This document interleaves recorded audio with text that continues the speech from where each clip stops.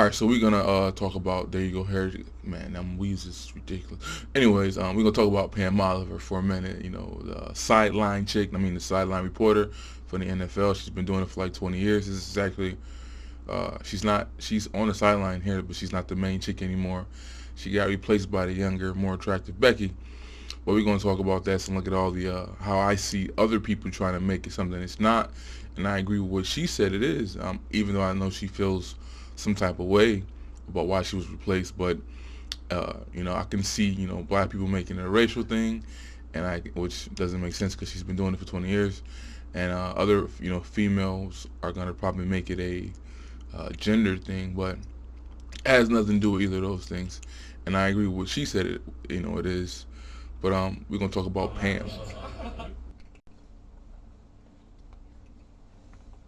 All right, well, here it is. Backup quarterback. Chandler Harnish throws, and Pam Oliver, wham. Let me tell you, that ball had a tight spiral, and it had some hum baby on it. And, hey, Pam, toughest person in this stadium. Thanks for you guys hitting me in the face with the football. Oh, yeah, we apologize on that. We're so All right, now so as it stands, Pam Oliver has been demoted for this year, her 20th year as the NFL sideline reporter. She's been replaced by Aaron Andrews, the 36-year-old, much younger Becky. All right, so the reason why I wanted to address this conversation is because I was seeing a lot of articles where it was more on a narrative where black people were, writing these on these Ivy Tower soapbox situations where they are writing these articles about, we got to stop making fun of people and stop talking about the black people. And I'm like, nah, I'm not buying that, because they're trying to assume or assert that the reason why she was let go and fired was because of the backlash, because Pam be having some weird hairdos, and this last previous year playoffs, she was looking a hot mess on TV. Which, being that she's been in the game so long, 20 years, I'm sure she has her own stylist and they do her makeup and all that. So there's no excuse for her to look a hot mess out there on the field.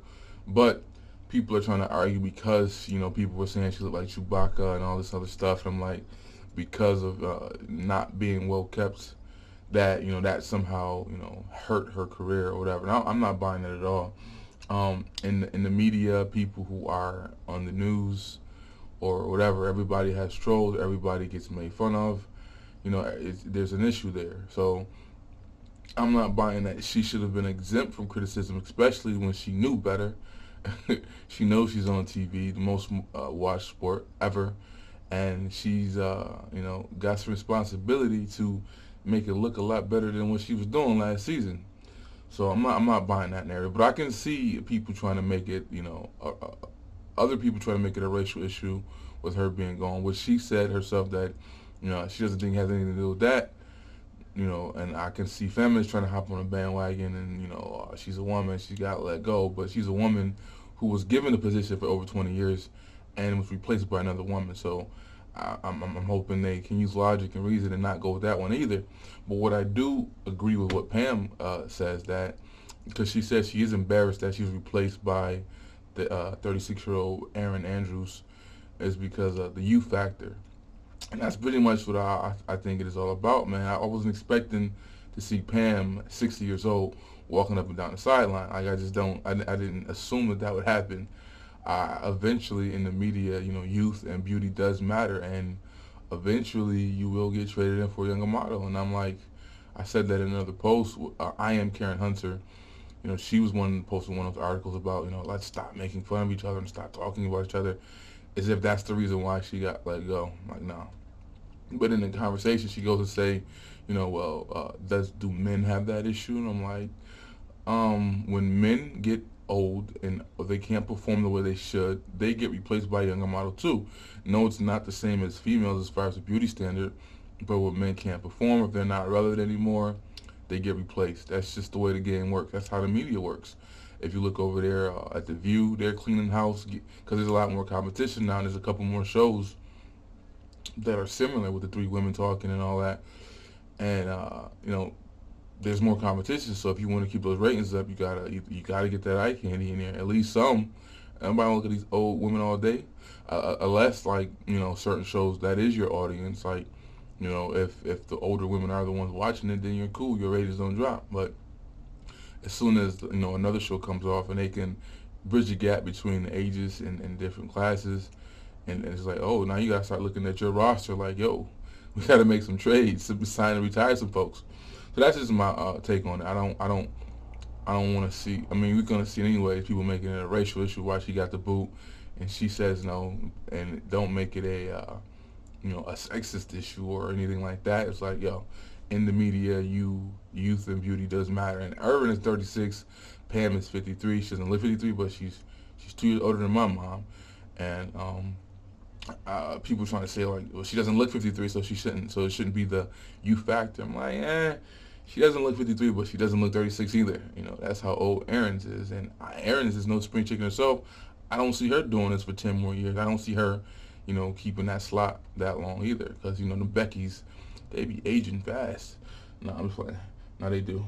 But that's just my take on the situation. She got replaced. I understand. She was good at her job whenever as far as reporting goes, but I don't know, man. Like, it's to me, it's not something you can do forever. Like, she's had a longer career than most of the NFL players. The average running back, her only last 3 years, she's been in the game for 20. So I think that's saying something. She's been there for a while, and it's time to do some other things, do something new. Which, because of her, she does have talent at doing her job. She can go off and do other things. It's not, it's not the end of her life for getting sidelined as a sideline chick. But that's just my rant. All right, I'm gonna read some of the art. The picture at the bottom is the one that she took a lot of backlash for, and that's what she got roasted for. And there's a bunch of spoofs and things on the media making fun of that picture. But if you read her article, you can kind of tell that it's not because of that situation that she got the boot. Because as she says it, her replacement was brought on 2 years previous. ESPN hired Irvin 2 years ago. So I'll just read some of what she wrote. Even before my boss told me that what was going on, there had been rumblings that my days as a sideline reporter were coming to an end. 2 years earlier, Fox Sports had Irvin Andrews hire a high-profile sideline reporter from ESPN. And I knew that they hadn't brought her just to be a bench warmer.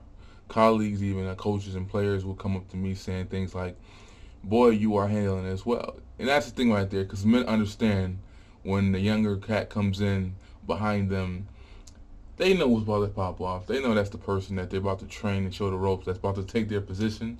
See? Yeah, what I mean? I gotta stop that. Where the hell is that at? What else? All right, we back. Got rid of that beeping. It says her colleagues and coaches and players even came to me saying things like, "Boy, you're handling this well. You're a really class act." But I let the rumors roll off my back without official confirmation about my change of position. I decided to go on and do my work like I always had done. Still, I was humiliated. My bosses finally called me into the meeting in April. One was in New York City, the other one was in Los Angeles, and they both flew down to Atlanta. It showed a lot of respect. They could have just chose to meet me in person instead of delivering the news through my agent. They could have done all this without ever looking at me in the eye. Still, it wasn't easy. Conversation. It took a while for me, but eventually it got down to them saying they wanted to change, she put on quotes, direction in the company. They told me they liked me to work on Fox Sports 1. She puts in quotations, a secondary cable sports channel launched in 2013 to help give its FS1 more reporting credibility. They wanted me to work on a primary on specials and long-form short stories. But I told them I still wanted to do sideline reporting. I gotta scroll down. It was important to me to have a 20th season to end on 19, which is whack. I wanted 20, so eventually my bosses agreed to give me a final year as a sideline. So she knew she was about to be gone before all this nonsense. So the narrative that it was because of her criticism which got her fired is so false. I want another final year as a sidelines, but they told me I'd no longer be working with the network's A crew, which includes seasoned announcers Joe Buck, Troy Aikman, and the three of us have been a unit for over a decade, and suddenly we are being split up. That was very, very difficult to hear. Even so, I kept my composure during the meeting. When we said our goodbyes, there were hugs all around. I thought I handled it pretty well, but when I left the restaurant, I got into my car and I noticed my hands were shaking. I was like, "It's okay." That hurt. On my way home, I called my husband and told him that what had happened. Then I stopped to pick up dinner.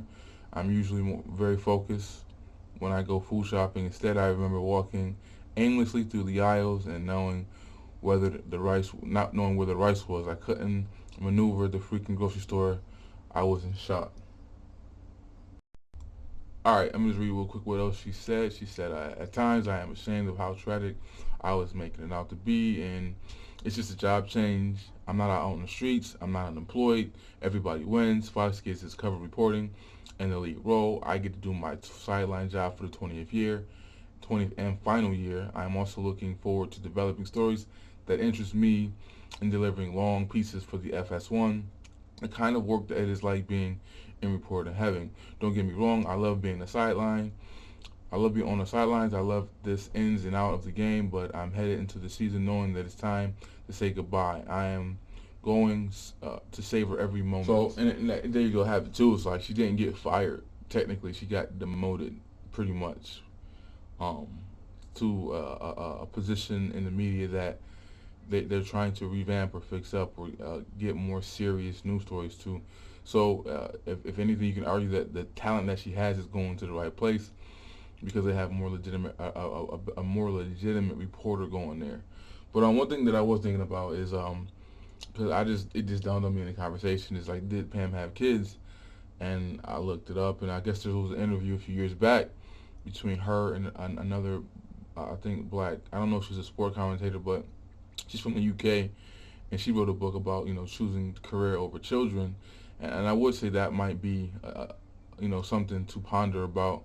If Pam did choose career over having children, and now that that specific career path is over, she's 53, so there's nothing she can really do about that. But would that put more fuel to the flame? Like, you thought you were going to be doing this forever, and then boom, now it's like it's whatever. Like, you could have had a baby 20 years ago, and they'd be growing and going out your house, and at least you had that legacy, but you chose to stick with the career thing, and now, the thing you love that you treat like your child is gone. But I'll probably post that interview in another video and have a different discussion.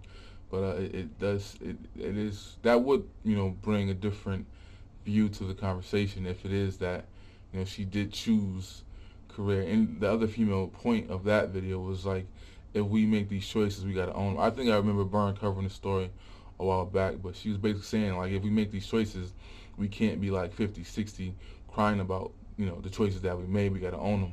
So that was a good piece, actually. But I'll probably put it in the clip of that video in another video. All right. Bottom line,